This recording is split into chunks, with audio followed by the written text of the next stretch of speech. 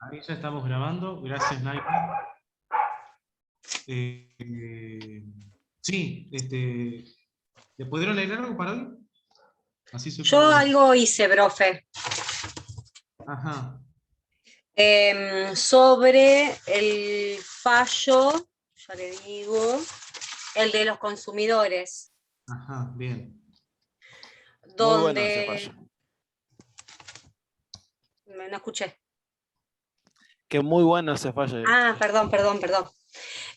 Donde el fallo en realidad fue declarado inconstitucional, pero en lo que se basaba era que en los tiempos en los que estaba pasando la Argentina, social, económico y político, se termina afectando a los consumidores, a nosotros, por medio de un DNU que se crea, permitiéndole a las aseguradoras, de alguna manera, con este DNU, que no presentaran quiebra. Pero llega un momento que, por ejemplo, pasa de que vos estabas asegurado por algo y con todo esto que había sucedido no sabías qué aseguradora tenías. Claro. Si no entendí mal. Sí, ¿No? yo El lo leí DNU por arriba. Sí, perdón, este DNU se dictó el decreto 558, la cual modificaba la ley 20.091. Bien, entre todo bien. Sí, ¿Naila? Sí, también hay... No, sí, que yo lo leí así por arriba, no voy a mentir. Y se ponían en juego el DNU que había decretado Dualde, me parece que era. Bien, una idea tiene. Sí. Flor, Sí. Ramiro. Lo que sí quería decir cortito, que Sí. leí el texto del manual Bien. y no entendí nada. Bueno, ahora lo vamos a ir Sí, desglosando. otra cosa para agregar también es que los jueces se planteaban si realmente era de necesidad y urgencia el DNU. O sea, uno de los puntos, digamos, de por qué embargaron la inconstitucionalidad. Perfecto. Claro, la realidad era que, bueno, resaltaban justamente los consumidores que si realmente estaban dadas las condiciones para dictar el DNU. Bien, Tal cual. bien. ¿Qué más tienen? Pasen mate también, ¿eh? Y que en realidad tampoco, bueno, un decreto puede modificar una ley. Eso también era, bueno, y más allá de Claro. los artículos que violaban Claro, era respecto a los consumidores. Era yo lo que entendí, bueno, del fallo, todo lo que dicen las compañeras, los compañeros, pero lo que sí vi que hacía mucho énfasis sobre la delegación de las facultades del Poder Ejecutivo sobre el Legislativo. Vamos de vuelta con eso. De vuelta. Que lo que entendí, que tanto ¿cómo se llama? La Procuración como la Corte hablaban también mucho sobre la facultad que tenía el Poder Ejecutivo de dictar un decreto, pero a la vez que irrumpía sobre el sistema ordinario del Poder Legislativo. Bien. Bien. Sí. Ahora se entiende. Sí. ¿Puedo agregar algo, profe? Sí, obvio. Bueno, yo anoté acá que puse en una parte donde se resalta que en el artículo 1 incorporó a continuación, dice que en el último párrafo del artículo 29 de la ley, la posibilidad que las aseguradoras, ante una situación de liquidez y transitoria, que realizan y constituyan esa deuda subordinada a los privilegios generales y especiales de los contratos de seguro. Sí. Bien. Es más o menos lo que... Sí, ¿quién habla? Sí, Martín. Yo, Martín, esto es más o menos lo que está pasando ahora, porque, por ejemplo, a mí me agarró COVID el año pasado y hoy estoy con un síndrome depresivo y un estrés postraumático, y ART se desliga de mi problema actual. Claro. Pero lo que pasa es que también que hay que tener en cuenta que, por ejemplo, es lo que habla esto de que uno de los compañeros o compañera tuvo, que dice que tiene en cuenta las cuestiones social, económica y política. Hay que tener también es que tenés que asegurar la continuidad de las ART, porque si vos, ART tiene que pagar a todos los que murieron, a todos los que quedaron con secuelas y a todo lo que tiene licencia médica, funden. Es más o menos lo que está pasando ahora. Este fallo yo no lo leí, le soy sincero, no sé de cuándo es. Si es de Dualde, me imagino que debe ser en el 2002, 2003. Sí. Hoy justo saltó este mismo tema en la comisión de la tarde.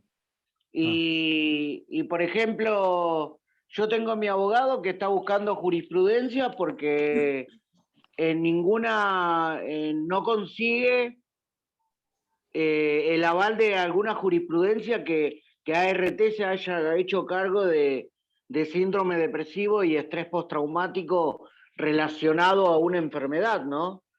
Lo que pasa es que la última pandemia que vivimos fue en 1920 y no hay registros. Aparte el estrés, el síndrome depresivo y el estrés postraumático no existía en esa época. Pero la verdad que es un quilombo que afecta al que menos poder tiene. Bien. Chicos, Ramiro, Ro. No, yo decía que, bueno, otra de las cositas que yo remarqué acá, que mencionaban tanto la Corte Suprema como la Procuradora, era que para que el Poder Ejecutivo pudiera dictar un decreto de necesidad de urgencia, tenía que tener dos requisitos. Uno decía que sea imposible dictar una ley mediante trámite ordinario, previsto en la ley fundamental, y el otro es que la situación requiere una solución legislativa de urgencia. Eso también lo remarcaban muchísimo. Bien. Claro, es lo que sospechaban que no se dio. Claro. ¿Y puede ser que había un precedente con un caso anteriormente, el de Berrochi? Sí. Eso lo van a ver. Vamos a ir arrancando porque lo que tenemos que ver antes de los fallos es la unidad, ¿sí? Lo teórico. Esto ya lo han visto mucho ustedes en lo que era derecho constitucional, introducción al derecho civil, de hecho introducción al derecho también se pudo haber visto. Me refiero a la unidad de los decretos, ¿sí? Pero antes, y yendo más para desmenuzar el libro, que mucho no se entendió, según Naira, yo les quiero hacer una pregunta a ustedes, y me tienen que contestar con toda franqueza. ¿Cuál es el poder más importante? El Los Poder tres poderes van de Legislativo. la mano. Los tres. Ajá, no, esa es una postura tibia, Martín. Vamos, Yo ser. creo que el Poder Ejecutivo es el más Ejecutivo. Ajá. Para mí no. No, para mí el Legislativo. Para mí el que tiene el verdadero poder es el poder judicial, porque tiene el control constitucional. Entonces a lo que le conviene a ellos lo tiran para la inconstitucionalidad o la inconvencionalidad y para mí, yo le digo siempre que para mí el poder dominante es el poder judicial, pero poco detrás de los otros dos poderes. Pero Ajá. Martín, si no tenés leyes, tampoco podés hacer un control de constitucionalidad o convencionalidad, creo yo, ¿no? Sí, pero Ramiro, además pasa lo siguiente, que vos podés dictar la ley que quieras, pero el que tiene la última palabra es el poder judicial. Ajá. Yo pienso que es, profe, que es el filtro de los tres poderes y lo más importante es la Corte Suprema, donde, Bueno, no, la Corte Suprema es una eso, institución donde dentro, realmente se cocina todo. Claro. Para mí es el dentro. Poder Legislativo. Para mí. Ajá, legislativo. Bien, Ujú. ¿quién más? A ver. Yo quiero decir que cuando no está la profe hablamos todos, de esto después se va a poner celosa. Elena. Es verdad, después va a decir por qué. Y aparecí yo en pantalla que ando siempre apaga. Dejo constancia y que Después- quede en acta que salió Después cuando dice se... Roxana que no conoce tu rostro. No, por eso, pero pasa que a veces tengo clases y no, Claro. no puedo. Hoy no La tuve. última vez te dijo, no conozco tu rostro. Sí, me dijo. Encima Sí, si me sí. tiene que tomar oral, no sé, bueno, ahora que me vea por video. Oh, tranquilos. Bien, vamos a ir desentrañando esto un poco, ¿sí? Primero hay que destacar de que se nota que son estudiantes de abogacía, se nota que son estudiantes de derecho. ¿Por qué? Porque se cuestionan más esto de Ah, y sí. cuál es el... apaguen los micrófonos por si después sale en la grabación, chicos, por las dudas. Se cuestionan más cuál es el poder más importante, el por qué y demás. Ahora, si yo voy y le pregunto a Daniel el carpintero, mi papá, yo voy y le pregunto a Daniel el carpintero cuál es el poder más importante, ¿qué me va a decir? El poder ejecutivo. El presidente es el más importante, me va a decir. Bueno, esto viene de larga data, y esto para ir desmenuzando el tema del libro, que hace toda una introducción histórica con respecto a la división de poderes. El Estado argentino se conforma por 3 poderes del Estado, ¿sí? Y con esto les quiero decir otra cosa. Cuando se habla de el gobierno es el poder legislativo, el poder ejecutivo y el poder judicial. Fait hablaba sobre en base a unos autores franceses, esto se puede criticar, pero es para que ustedes lo tengan, de hecho yo lo critico bastante, pero es para que ustedes lo tengan bien graficado. El poder ejecutivo gobierna para el ahora, el poder legislativo gobierna para el presente y el poder judicial gobierna para el pasado. ¿Sí? Es un gobierno que se va repartiendo en 3 poderes. Bien. Ahora, ¿no les da a ustedes esa sensación de que el presidente puede ser que sea la figura más importante? Le estoy preguntando desde antes que hayan arrancado la carrera.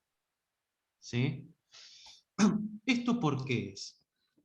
Tengan en cuenta que estamos en un sistema hiperpresidencialista. Esto lo recordaba hoy a la tarde, había había 2 semanas que había arrancado la carrera, y vinieron aquí a la UNPAS el profesor Zaffaroni, profesor Julio Mayer, que es el padre del derecho procesal penal, falleció el año pasado, y el doctor Diego Ferreira, que es otro abogado constitucionalista. Y ellos, salvo Mayer, planteaban la gravedad del hiperpresidencialismo. ¿De acuerdo? ¿Hasta acá vamos? A raíz de la reforma constitucional de 1994 se dio una situación. Más allá de los acuerdos políticos, más allá del acuerdo que se realizó en por qué, de para qué, la intención de la convencional constituyente era, más allá de reformar, atenuar las facultades del presidente. ¿De acuerdo? Tengamos en cuenta de que la figura presidencial es unipersonal y contiene muchísimas facultades, las van a ver en el artículo 99, adelante, muchísimas facultades. Entonces, entre ellos es comandante jefe de las Fuerzas Armadas, por decirles algo así a la ligera. Entonces, ¿qué se planteó en la convencional constituyente? Se plantearon básicamente 3 objetivos. El primero, atenuar, como les dije recién, las facultades presidenciales. El segundo fue darle mayor poder al legislativo, al Congreso, y el otro era darle más independencia al Poder Judicial. Ahora, así rápido, si yo les pregunto, después de la reforma del 94, ¿qué institución se creó para darle más independencia al Poder Judicial? ¿Qué me responden? El Consejo de la El Magistratura. Consejo de la Magistratura. Perfecto. esta comisión sí me gusta, en esta comisión sí me gusta dar clase. Ahora, para atenuar la figura del poder ejecutivo, se regularon varios institutos jurídicos dentro de la Constitución Nacional. ¿Sí? Se implementó, por ejemplo, la figura del jefe de gabinete. La figura del jefe de gabinete fue, de hecho, justamente para limitar las facultades del poder ejecutivo. Escuchaba a varios autores hace unos meses hablando sobre estos temas y sobre las reflexiones en base a la Convencional Constituyente, y se dieron cuenta de que en la práctica esto no funciona, y bueno, el jefe de gabinete efectivamente no limita la figura del Ejecutivo. Ahora bien, se regularon, si ven acá que estoy con el teléfono es porque tengo más o menos la guía justo abierta en el WhatsApp web, así que bueno, es por eso que miro para el costado.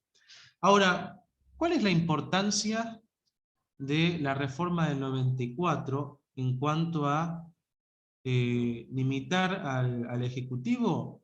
Se implementaron, o se regularon más bien dicho, dos institutos: los decretos delegados y los decretos de necesidad y urgencia. ¿Hasta acá vamos?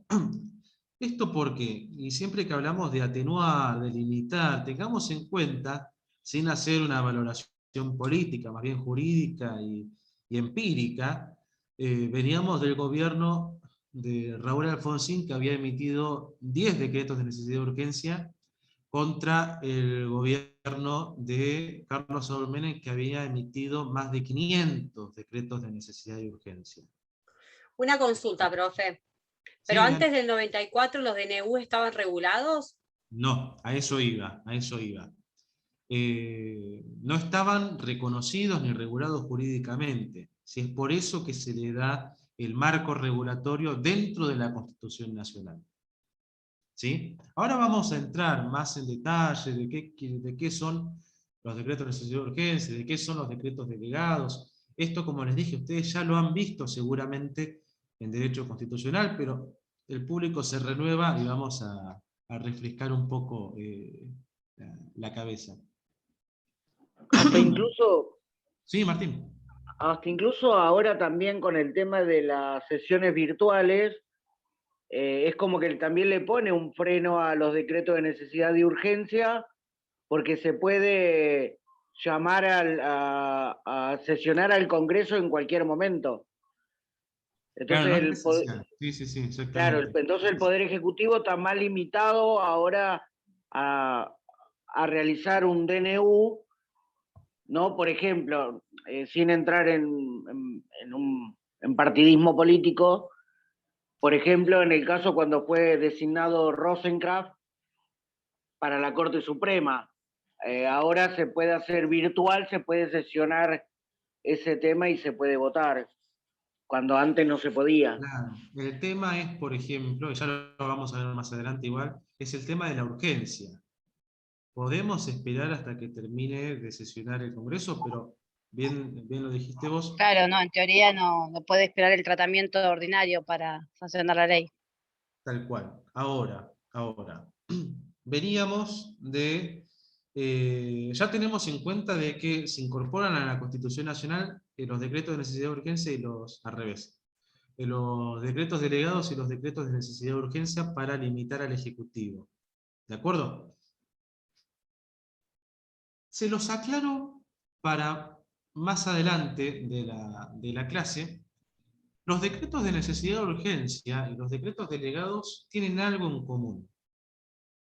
Ustedes tienen los decretos delegados subsumidos en el artículo 76 de la Constitución Nacional, ¿no? Y tienen los decretos de necesidad de urgencia en el artículo 99, inciso 3. Bueno, estos dos artículos se van a interpretar de manera armónica. ¿Esto qué quiere decir? Se van a interpretar en conjunto. Ahora, el 99, inciso 3, que regula los decretos de necesidad de urgencia, contiene en su regulación que no se pueden emitir decretos de necesidad de urgencia en 4 materias. A ver si se acuerdan. ¿Se acuerdan cuáles eran? Penal, Penal, Sí, tributaria, Bien. tributaria. sí. la de elecciones, Partidos políticos. Bien. sí. Y Una que no se la, hoy tampoco se la acordaban. A ver. Es horrible, pero bueno, hay que saberla. Materia aduanera. Ah, Materia aduanera. Bueno, los decretos delegados tampoco se van a poder ejercer perdón, en estas 4 materias. ¿Sí? Eso para que lo tengan después y no se me pase por alto. Ahora bien, decretos delegados. ¿En qué consisten? Básicamente, como les dije anteriormente, vayan buscando la Constitución igual, ¿eh? Están ubicados en el artículo 76 de la Constitución Nacional. Esto quiere decir que es una facultad legislativa. Esto no es un dato menor. Es una facultad del Congreso Nacional.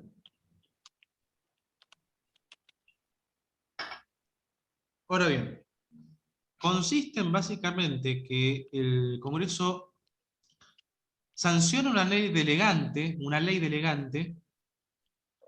que le da la facultad al Poder Ejecutivo de sancionar un decreto con una reglamentación con facultades delegadas. Este quiere decir el decreto reglamentario. Pero hasta tanto el Poder Ejecutivo no emita ese decreto con facultades delegadas, ese decreto delegado, la ley no entra en vigencia. ¿De acuerdo? Van a ver que en el libro se hace un análisis, una diferenciación entre los decretos autónomos o administrativos, los decretos reglamentarios, los decretos, los decretos delegados y los decretos de necesidad de urgencia. Hay que diferenciar los decretos delegados de los reglamentarios, porque en los reglamentarios, por ejemplo, el poder legislativo no le da facultades al Ejecutivo de legislar, solamente lo tiene que reglamentar porque es el que las va a poner en práctica. Pero, aunque no la reglamente, igual la ley entra en vigencia. En el caso de los delegados, no. ¿Se comprende hasta acá? Sí. ¿Vamos bien? A ver, Rosana, ¿voy de vuelta? ¿puede repetir lo de decretos delegados? ¿Los delegados o los reglamentarios? No, los Reglamentario. delegados. Los delegados, vamos de vuelta. Vamos de vuelta. El Poder Legislativo sanciona una ley con facultades delegadas. Esto quiere decir, para que ustedes se lo vayan graficando, les deja un lugarcito en el papel donde va impresa la ley para que lo termine de completar el Ejecutivo. Hoy di un ejemplo muy burdo, pero más o menos para que ustedes se lo grafiquen es así. El Congreso de la Nación sanciona una ley que le va a otorgar facultades delegadas al Ejecutivo para que legisle. ¿Sí? Esta ley consiste en que se va a determinar qué color de uniforme va a llevar la Policía Federal en este caso. ¿Sí? Va a decir si ¿quién era? Martínez, no me acuerdo cómo es el compañero que trabaja en la fuerza. Se debe estar riendo. Por ejemplo, decimos la chaqueta, dice el legislativo, la chaqueta va a ser roja, ¿no? El pantalón va a ser azul, la camisa va a ser verde, pero le dejo el espacio al Poder Ejecutivo de que determine de qué color van a ser las botas. ¿Se entiende? Sí. Y el Poder Ejecutivo va a decir después, a través de un decreto delegado, el color de las botas va a ser, ponele, marrón. ¿Sí? Y ahí recién la ley delegante con el decreto reglamentario van a entrar en vigencia. ¿Se entendió? Sí. Perfecto. Ahora bien, tiene algunos requisitos, tiene una característica el decreto delegado que generalmente, y la va a compartir también con el decreto de necesidad de urgencia, de que tiene que ver la necesidad de agilizar los trámites y que en una situación X determinada no pueda esperar hasta tanto, no pueda esperar los trámites ordinarios previstos en la Constitución Nacional para la sanción de leyes. ¿Se comprende? Ahora bien, tiene varios requisitos sustanciales los decretos delegados. En primer lugar, van a funcionar en materias de administración y de emergencia pública. ¿Cuáles serían materias de administración? Por ejemplo, tareas que lleve el Ejecutivo, ya sea con materia de seguridad, de defensa y demás. ¿Se entiende? Ahora, ¿cuál va a ser la emergencia pública? Y bueno, que tengamos una pandemia, que haya una catástrofe y haya que solucionar eso rápido y demás. Que estemos en guerra, vaya a imaginarse. Ahora, la particularidad que tiene la emergencia pública, en este caso, según la Constitución, es que la emergencia pública tiene que ser declarada por ley por el Congreso. ¿Se comprende? Hoy di este ejemplo también, los que hacemos derecho laboral, cuando planteamos en los intercambios de telegramas al empleador algún despido injustificado o algo por el estilo, dejamos constancia de que ese despido se da en una situación pandémica terrible que tanto afecta a los trabajadores, pero que también nos encontramos en el marco de la emergencia sanitaria declarada por el Congreso de la Nación por la Ley X. ¿Se comprende? Sí. Entonces, el decreto delegado, en el caso de que sea por emergencia pública, la emergencia pública tiene que haber sido declarada por ley. ¿Hasta acá vamos? Sí. ¿Alguna duda, chicos? No. Otro de los casos que tiene, o de las características que tiene el decreto delegado, es el tema del plazo. Van a ver ustedes que esta facultad que le da el legislativo en la ley delegante, cuando digo la ley delegante, me acuerdo de Elegante, el cantante de cumbia, así que si ven que me tiento es por eso. Cuando vemos el tema del plazo, el Congreso Legislativo efectivamente le dice al Poder Ejecutivo, vos, en palabras criollas, ¿no? Terminá la ley, ejercé tu facultad legislativa cedida por mí en un plazo, por ejemplo, de 1 año. Hasta acá vamos, tiene que respetar el plazo y si no, bueno, pierde el derecho de utilizar esa facultad legislativa. Pero lo que yo quiero que ustedes tengan en claro es que es una facultad del Congreso de la Nación que le cede al Poder Ejecutivo. ¿De acuerdo? Profe, ¿y eso hay un plazo, digamos, establecido o lo determina el Congreso? No, la misma ley te lo dice. La misma ley te lo dice. Hay un caso, por ejemplo, lo busco ahora. Pero se supone que tiene que expedirse rápido el Poder Ejecutivo, porque... ¿o no? Mira, hay una frase de un abogado penalista que yo admiro mucho, Roberto Rivas, que dice: las cosas del palacio van despacio. ¿Cuánto va a tardar? No lo sabemos y pueden tomarse el tiempo límite que le den. Pero déjenme. Sí, dependiendo del tema a tratar, porque si, por ejemplo, es una emergencia pública de una pandemia, bueno, tiene que expedirse lo más rápido posible. Sí, porque hay un tema.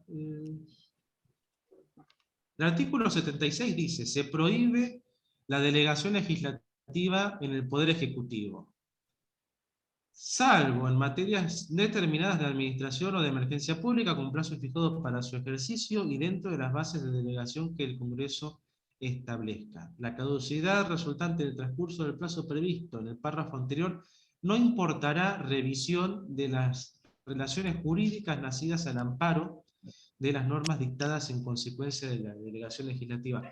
¿Por qué lo leo? Porque hay un tema con con respecto al plazo, de cuando se sanciona la Constitución del 94, que lo van a ver muy bien explicado en el libro. Hay en las disposiciones transitorias, creo que se establece un plazo, me parece, de 5 años, que después se prorrogó por ley, pero eso no nos importa, ¿sí? Pero en principio el plazo va a estar determinado en la norma, va a estar determinado en la ley. Otro de los requisitos es la base. La base tiene que estar bien justificada, ¿sí? Determinada, perdón. La base sobre la que va a actuar el Poder Ejecutivo. Por ejemplo, si yo les digo, no se me ocurre ningún ejemplo ahora, pero tengamos en cuenta de que la base de la ley tiene que consistir en, bueno, el Ejecutivo tiene que reglamentar entre esto y esto, más allá de esto, no. ¿Se entiende? No se puede reglamentar. Por ejemplo, si en la ley también, esta de la vestimenta de policía, también se determina el tipo de armamento que van a llevar, y uno en el decreto delegado, el Ejecutivo en el decreto delegado, emite también que agrega cierto armamento a la policía, se está yendo del marco que le establece la ley delegante. ¿Se comprende? Se está excediendo en las facultades que le fueron otorgadas. Se extralimita. O sea, Esa era la palabra. ¿Quién lo dijo? Bien, Alejandra, bien. Sí, Ramiro. o sea, profe, que no puede, digamos, está acotado, limitado por la ley que manda el poder legislativo. O sea, dentro de lo que le dan la posibilidad de opinar, entre comillas, al Ejecutivo, No, fuera de eso no se... le dan la facultad de legislar, más allá de opinar. Le dan esto para que les quede como quede grabado y capaz lo ven de vuelta, le dan la facultad de Claro. legislar. ¿De acuerdo? Pero sí, yo les aprovecho, la iba a hacer al final esta pregunta. Pero ya que vamos avanzado con el tema del decreto delegado, yo les consulto a ustedes. ¿El Poder Ejecutivo puede legislar? Con confianza, ¿eh? Lo que le salga. ¿Puede legislar? Sí, no. Y por lo que pueden vimos, legislar. En algunos casos Claro, en Claro, en excepcionales. ciertas ocasiones. Excepcionalmente puede. Ajá. ¿Quién más? sí, opino lo mismo. O sea, estamos viendo justamente Muy eso. bien. Acá, Florencia creo que opinó que no. Naila dijo que sí. Claro, que solamente en casos excepcionales. Ajá. ¿Quién más? ¿Juan? Está callado Juan hoy. Profe, opino lo mismo, en casos excepcionales. Bien, bien. Sí, ¿Martín? en necesidad. En realidad, en la primera parte del libro dice que el poder no está dividido en poderes, sino está dividido en funciones. Ajá. Y el único que tiene el poder para legislar es el poder ejecutivo, el poder judicial, legislativo, de sancionar, de Leyes.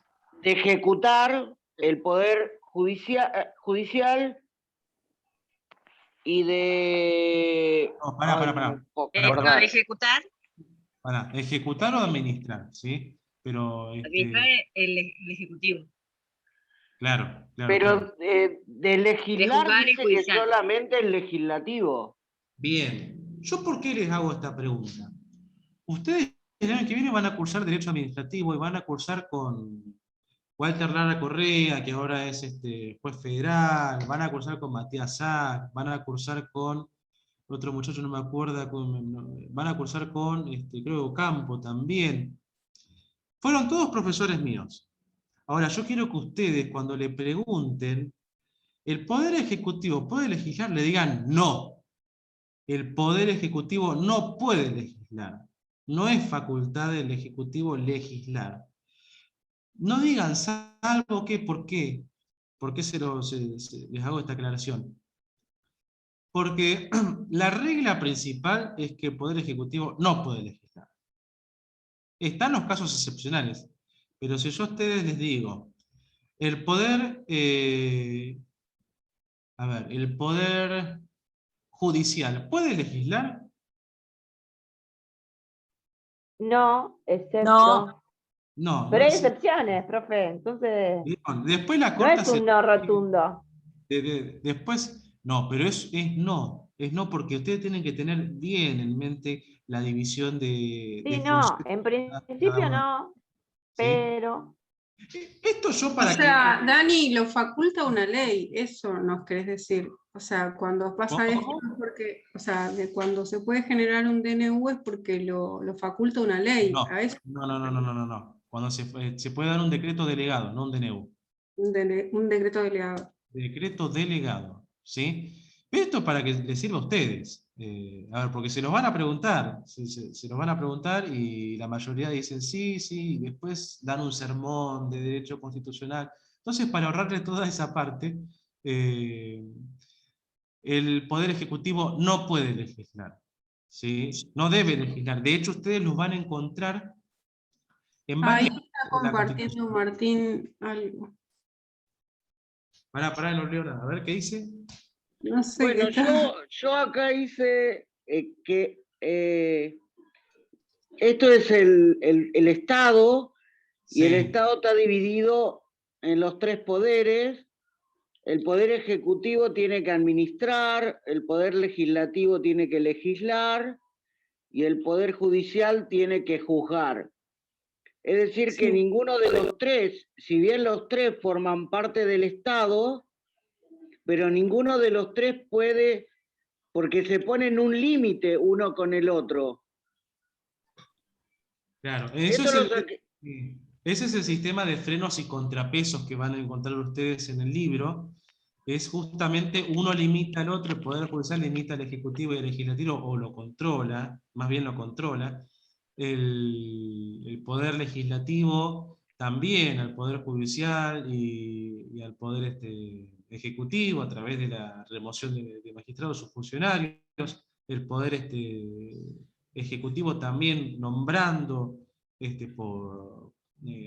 nombrando los jueces con la terna que tengan del Consejo de la Magistratura, o enviando proyectos de ley, o más bien tiene la facultad también de vetar la normativa. A lo que voy. Tengan presente esto, de tener bien en claro cuáles son las funciones de cada uno. Más allá de que después,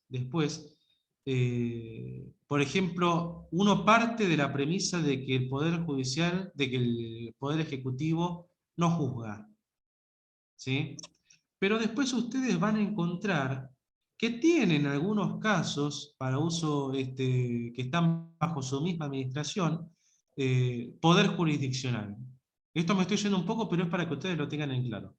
¿Cuál sería el poder jurisdiccional? Es la facultad de juzgar sin ser del Poder Judicial, como por ejemplo los jueces de faltas, por ejemplo los jueces de defensa del consumidor, al menos acá en el ámbito municipal, ¿sí? Eso para que lo tengan en cuenta, ¿sí?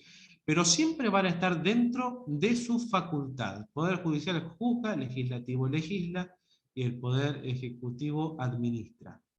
¿De acuerdo?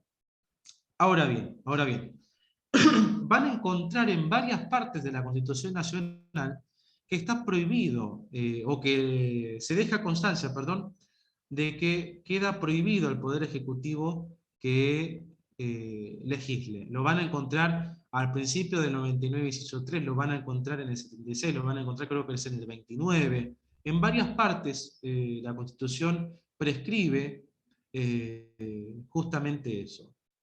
¿Sí? Eso también es otro dato para que lo tengan en cuenta. Muchas veces uno comenta, el artículo tanto dice. Una persona me dijo un día, las leyes no hablan, prescriben. Así que si ustedes en un examen les dice esto, para que vayan formando también su lenguaje jurídico y académico. ¿De acuerdo? Esto en cuanto a decretos delegados. ¿Se comprendió? ¿Tienen alguna duda? Ese sí tenemos todas las dudas posibles. Ah, ahí están, veo que están haciendo que no. Bien, decretos de necesidad de urgencia. Perdón, antes de que Sí. pase, profe, entonces, los decretos delegados se dan porque no podría esperar el proceso ordinario de la sanción de las leyes. Ese es uno de los requisitos y las circunstancias que se pueden Sí, y dar. después por ¿Sí? materia de administración Pero y emergencia pública. se dan particularmente en la delegación legislativa o la delegación de la facultad de legislar que le otorga el Congreso al Ejecutivo. Sí. Lo digo de vuelta Sí. más claro. Se da en la facultad de legislar que le otorga el Congreso de la Nación al Poder Ejecutivo, que lo va a hacer a través de decretos, en este caso es el decreto delegado. ¿Hasta acá vamos? Sí. Sí. Lo van a encontrar Sí. también con reglamentos delegados, también lo van a encontrar en la doctrina. ¿Sí, Ramiro? ¿Por qué el Poder Legislativo le daría esa posibilidad al Poder Ejecutivo? Claro, eso no me queda claro. O sea, ¿cuál es la razón de ser? ¿Por qué no lo hace el Poder Legislativo? Puede ser esto que hablábamos hoy de materias administrativas, de que capaz es un área que está llevando particularmente el Poder Ejecutivo y es más idóneo para entender sobre esa materia. Por ejemplo, materias administrativas que puede ser seguridad social, que puede ser defensa, seguridad. ¿Se comprende? ¿Se comprende esto? Entonces es como que le dice, toma, esta parte llenala vos que vos sabés más. ¿Sí? Esto para que les quede bien en claro. Ahora, ¿qué Pero, pasa con los decretos? perdón, profesor. ¿Podría ser Sí, también que el usted fue alumno legislativo mío. le des, ¿eh? Usted fue alumno ¿Perdón? mío. Sí, En derecho sí. penal. Sí, sí. En Qué derecho gusto. penal, sí. Qué gusto. Igualmente. No. Puede ser que el legislativo le dé al ejecutivo esa última opción como representando el poder republicano, diciéndole, bueno, vos sos el presidente, listo, tenés la última palabra. ¿Podría llegar a ser No, eso o no? no. De hecho, Ujú, eso justamente atentaría contra el principio claro, republicano, a mi claro. vista. No. En este caso le dice, Eso no. toma, no es una opción tampoco. No es una opción Ajá. tampoco. Es una facultad que le otorga para que termine para que se termine de sancionar una norma, una ley.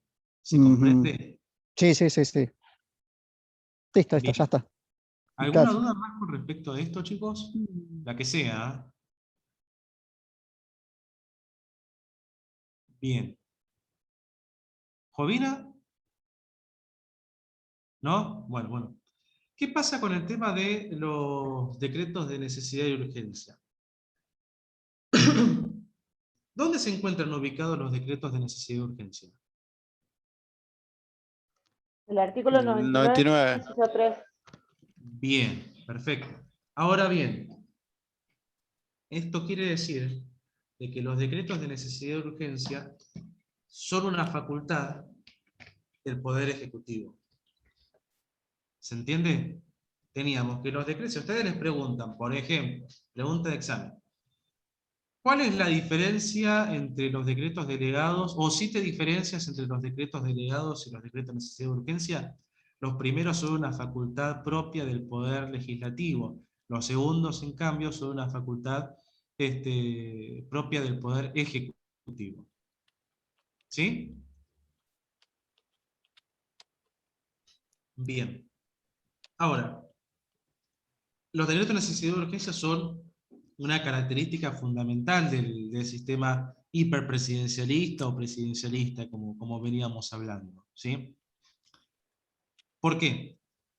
Y si no lo entienden, pregúntenme, y lo vuelvo a explicar. Los decretos de necesidad de urgencia tienen fuerza de ley. ¿Se entiende? ¿Esto qué quiere decir? Que cuando se dicta un decreto de necesidad de urgencia, está a la par que cualquier ley. ¿Sí? Está a la par de cualquier ley. Ahora bien, Por eso justamente la Convencional Constituyente del 94 quiere reglamentarlo. Sí, por esto de que hablábamos también anteriormente de la cantidad de decretos que había emitido el presidente Menem y demás. ¿Sí? Más allá de eso, es una facultad que le da le daba demasiada arbitrariedad a el Poder Ejecutivo. ¿Se comprende? Sí. Ahora bien, ¿cuál es la característica fundamental que tiene en los decretos de necesidad y urgencia? Es que se dan en circunstancias excepcionales donde realmente no se puede esperar a que resuelva el Poder Legislativo. No se puede esperar. Por ejemplo, en el ámbito de pandemia no podemos esperar todo un trámite legislativo, que se convoque a la Asamblea, que se le analicen las distintas comisiones, bueno, en fin. Directamente es una facultad que tiene el Poder Ejecutivo para tratar de zanjar o transitar una situación de estas características. ¿Se comprende? Sí. Bien, bien, bien, bien. Ahora, como les había dicho como les había dicho anteriormente, tiene fuerza de ley. Esto quiere decir que puede incluso hasta derogar leyes. ¿Se entiende? Ahora bien, pregunta rápida. Si yo, por ejemplo, dicto un decreto de necesidad de urgencia, aumentando la pena de homicidio honoris causa, que es perpetua, ¿qué opinan? Es constitucional. ¿Por qué? ¿Es materia penal? Bien, perfecto, perfecto. Y si, por ejemplo, dicto un decreto de necesidad de urgencia poniendo un impuesto más, un impuesto carísimo, para la gente que viene a estudiar a Lompaz. También es inconstitucional. ¿Por qué, Martín? Porque no puede meterse en temas tributarios. Bien, bien, no puedes legislar en materia tributaria. Eso para que lo estudien después si quieren, el artículo creo que es el 75 por ahí, contiene exclusivamente que el Congreso de la Nación tiene la facultad, por encima de los otros poderes, de legislar en materia tributaria, ni aún con decreto de necesidad de urgencia, ni aún con decreto agregado. Eso por si después quieren chusmear para cuando cursen tributario o finanzas públicas. Ahora, otra de las características es la siguiente. Este decreto de necesidad de urgencia debe firmarlo el presidente, pero también lo deben firmar los ministros y el jefe de gabinete. ¿Sí? Debe elevar a la Cámara. No todavía.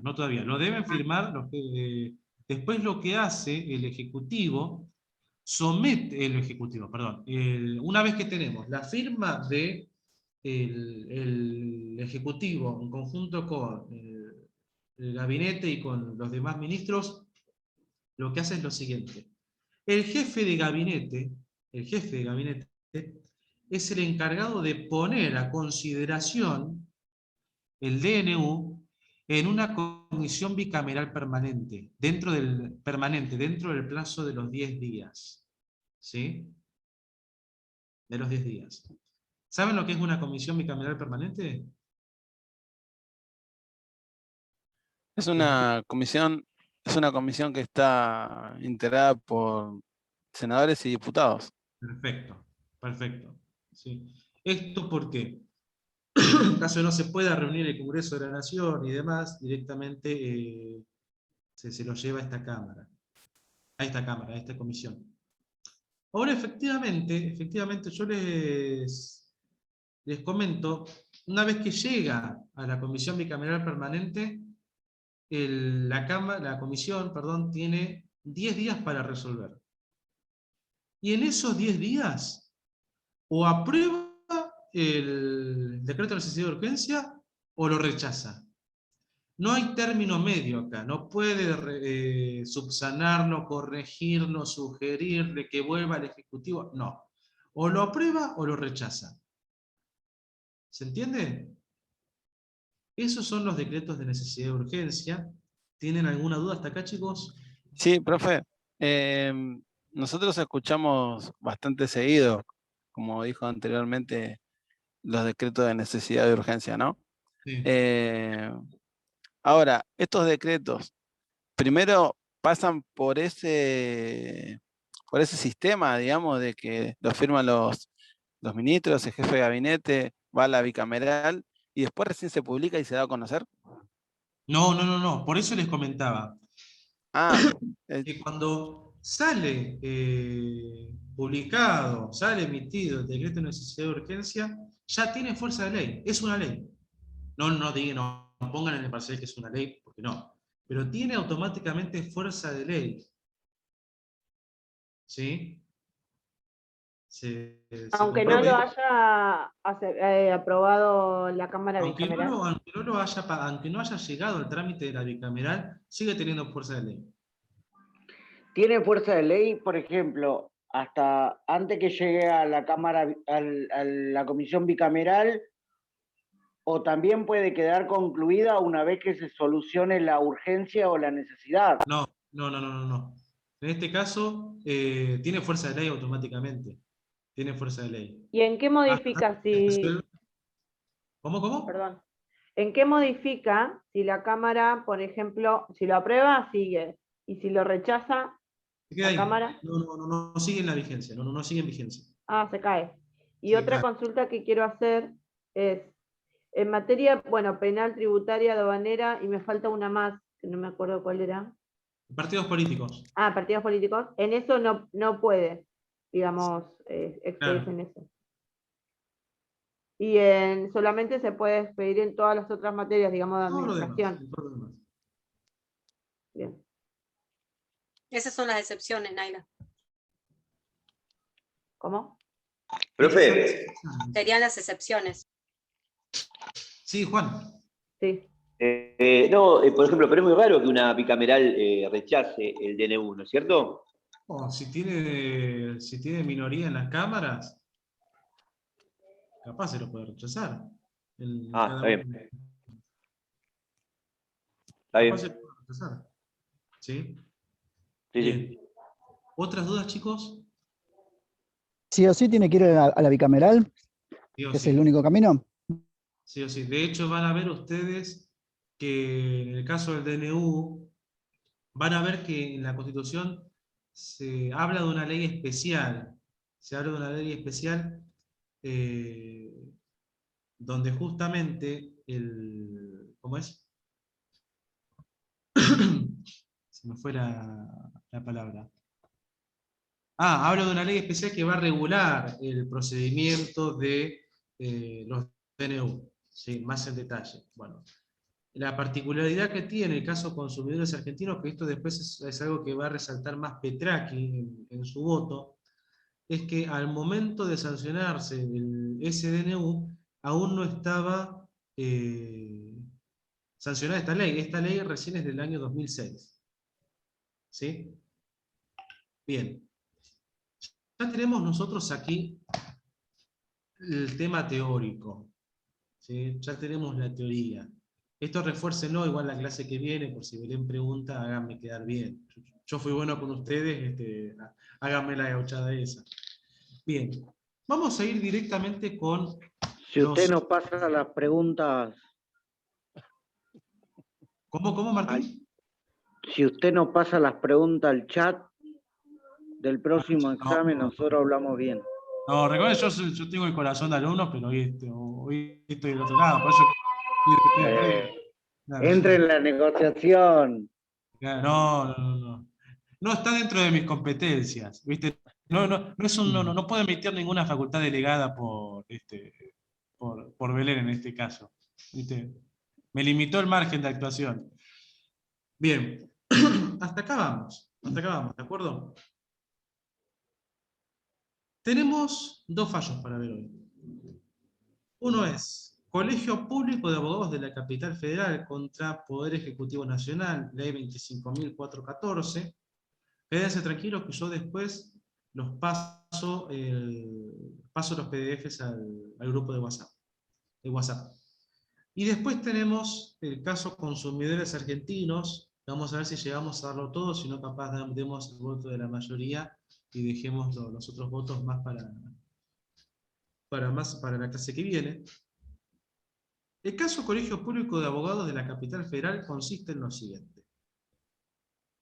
Se basa en lo que son los decretos delegados. Esta es una técnica también que yo usaba cuando era estudiante, de anotarme arriba del fallo a qué unidad correspondía y qué fallos se vinculaban con esa unidad.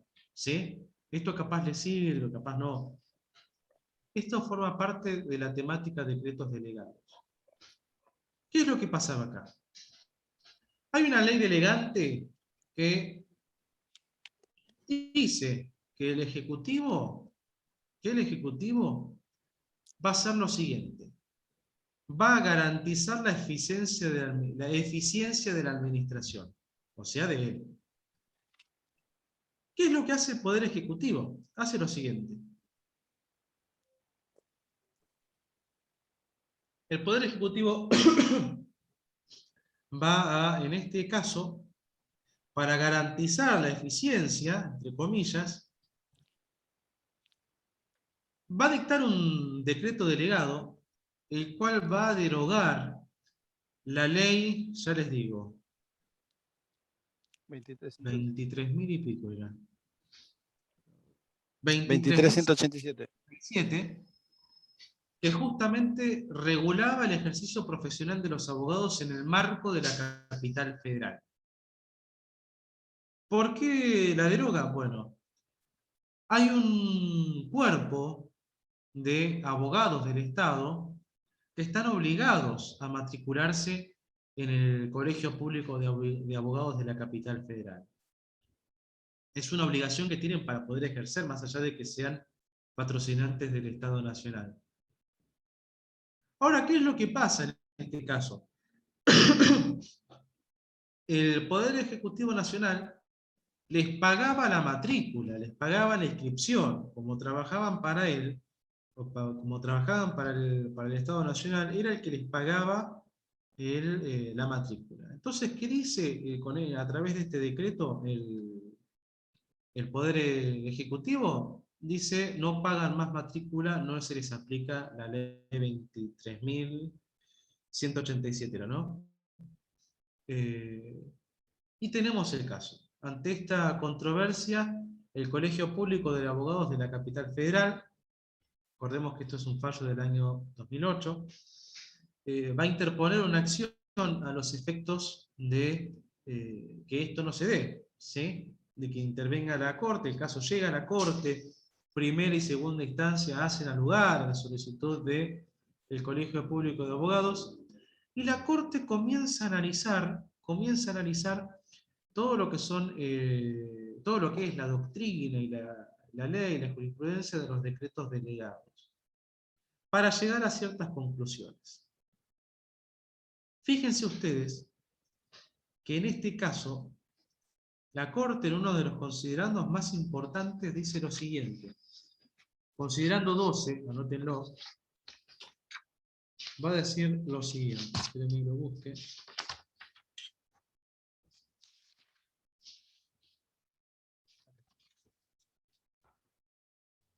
Dice que a partir del sentido que se buscó asignar al texto constitucional argentino y de las características del modelo seguido, se desprende que, 1. La delegación sin bases está prohibida. ¿Esto qué quiere decir?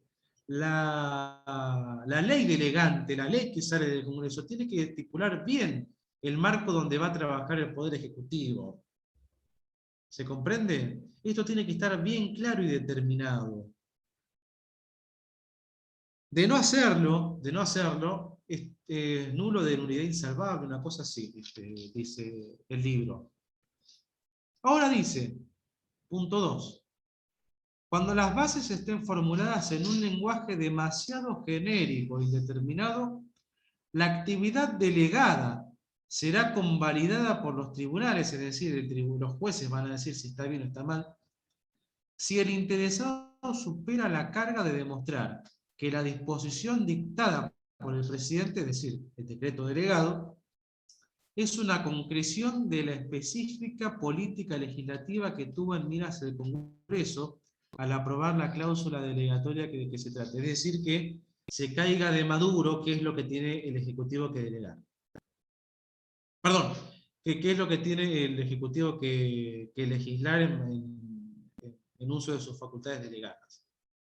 ¿Se comprende? En este caso, básicamente el Poder Ejecutivo lo que dijo como fundamento era que de esta manera se iba a ahorrar más presupuesto, no se iba a emitir tanto dinero, o se iba a ahorrar más bien dinero, y por ende eso iba a garantizar la eficiencia de la administración que le mandaba la ley delegante. ¿Se comprende? Ahora, ¿qué razonamiento hace la Corte? Bueno, en este caso, se está derogando una ley que nació del Congreso de la Nación, que regulaba la actividad profesional y la obligación de matricularse de los abogados del Estado, que nada tiene que ver con la eficiencia, ¿sí? Que nada tiene que ver con garantizar la eficiencia de la administración. Entonces la Corte dijo, bueno, en este caso, aparte de que estamos ante un caso de una legislación por parte de una delegación ambigua, de una delegación genérica, ¿sí? Porque si bien la ley delegante facultaba al Ejecutivo a derogar y a sancionar nuevas leyes, no le decía de qué. No le decías de qué. Es lo mismo que, les pongo un caso muy burdo que daba el profesor Gordillo. Sale una ley de Congreso con facultades delegadas al Ejecutivo que dice que tiene que hacer lo necesario para que no haya pobres en el país. ¿Sí? Ahora, el Poder Ejecutivo saca un decreto delegado que dice no hay más pobres, y listo, se acabaron los pobres.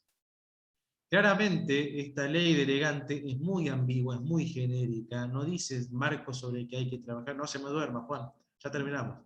Eso, sobre el que hay que trabajar y demás. ¿Sí? ¿Hasta acá vamos? Entonces la Corte hace lugar al pedido del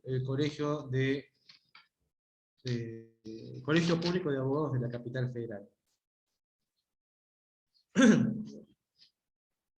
Ahora, aquí tenemos una disidencia, que es la disidencia de la doctora Elena Hayton de Nolasco. ¿Qué piensa? ¿Cuál es el razonamiento? El razonamiento que hace Hayton de Nolasco es el siguiente. En este caso puntual, no hay el tema de los abogados del Estado. Esperen que veo la frase textual que dice: todos los aspectos que hacen a la organización del cuerpo de abogados del Estado pertenecen a la zona de reserva de la administración. Zona de reserva de la administración quiere decir que es un ámbito donde solamente él puede actuar. Entonces, a partir de esto, la Corte dice, bueno, ya que la disidencia de Hayton de Nolasco dice, bueno, atento a que en este caso teníamos previsto que se garantice la eficiencia de la administración. Bueno, este es un caso de reserva, por lo tanto, no afecta a el campo otorgado por, la obligación constitucional que tiene el Ejecutivo de cumplir con lo que prescribe. ¿Se entiende? Esto es básicamente el fallo que tenemos acá. Sí, Ramiro. No, me explica de vuelta, por favor, el tema de lo que mencionaba recién. ¿Cómo? ¿Me explica de vuelta el tema que estaba mencionando recién, por favor? Bueno. Me colgué leyendo acá la disidencia y me prestó atención. Dejen el Facebook. No, mentira. Escúchenme una cosa. Vamos de nuevo. ¿Qué es lo que dice Hayton de Nolasco? Dice: al ser el cuerpo de abogados del Estado una facultad reservada de la administración, compárenlo con la ley delegante que decía que tenía que tomar las medidas necesarias para garantizar la eficiencia de la administración. Al ser el cuerpo de abogados del Estado ser reserva del Poder Ejecutivo, entonces es un ámbito que en este caso estaría cumpliendo básicamente con lo que dice la Constitución Nacional con respecto a los decretos delegados, ¿sí? Que tienen que actuar sobre una base particular. ¿Sí? Pero bueno, fue la única disidencia. El otro caso que tenemos, Profe, ¿yo puedo hacer una pregunta? Sí, Ale.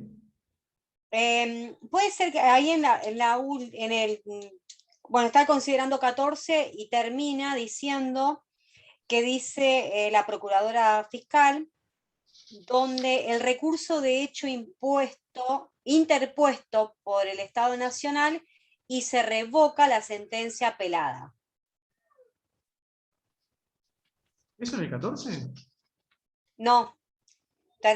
Cuando dice el 14, que dice pues, que por las razones expuestas se hace lugar al recurso extraordinario.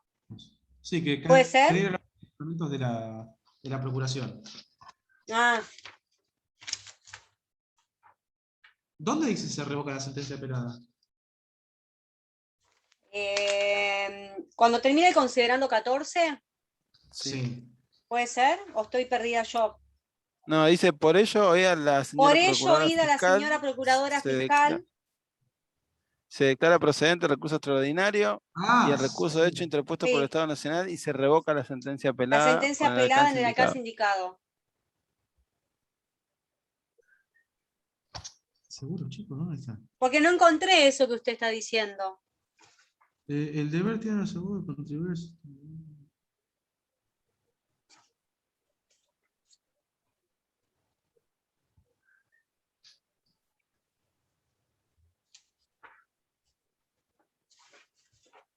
¿Saben que no encuentro la parte donde... justo el último párrafo es? Sí, sí.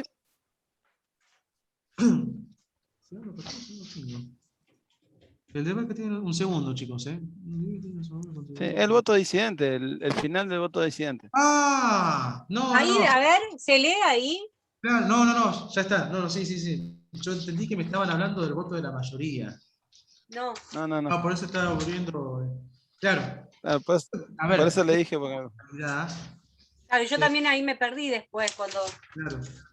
Es una... A ver, cuando... A ver, se los voy a explicar bien simple, ¿sí? Cuando el juez es disidente o tiene por su voto, redacta un voto como si fuera que toda la mayoría está adhiriendo a él. ¿Sí? Por eso es que dice se rechace, que ordena como si fuera la mayoría. Por eso es que ustedes ven, se rechace la sentencia apelada. Sí. ¿Sí? Notifíquese, archívese, dice notifíquese y oportunamente remítase, Elena Hayton. Sí. Justamente en este caso los jueces disidentes redactan el voto de la misma manera que lo redacta la mayoría, aunque esto no se va a cumplir, ¿sí? No se va a llevar a cabo. ¿Sí? ¿Se entendió esa parte? Era esa la duda, ¿no, Alejandra? Sí. Bien. Profe. Sí. Profe, le hago una pregunta. La abreviatura FS. Fojas. Y BTA. Y BTA. Vista. Miren, los abogados no tenemos hojas. Los abogados tenemos fojas. ¿Sí? Ahora, fijas o vuelta. Perdón, fijas. Vista o vuelta. Hay que ver bien. Porque, por ejemplo, si uno dice fojas 3, vuelta, sería la foja 3, y te la das vuelta y está la 4, ¿sí? Ahora si dice fojas vista es porque justamente se están basando en algo que han leído. ¿Se comprende? Se lo puede encontrar de las dos maneras en los escritos judiciales o en las sentencias o en los proveídos. De hecho, cuando ustedes dicen, capaz interponen un escrito al juzgado le va a responder teniendo en cuenta la solicitud a fojas tal, y te puede decir a fojas 5 vueltas, fojas 5 vistas, ¿sí? ¿Se comprende? Sí.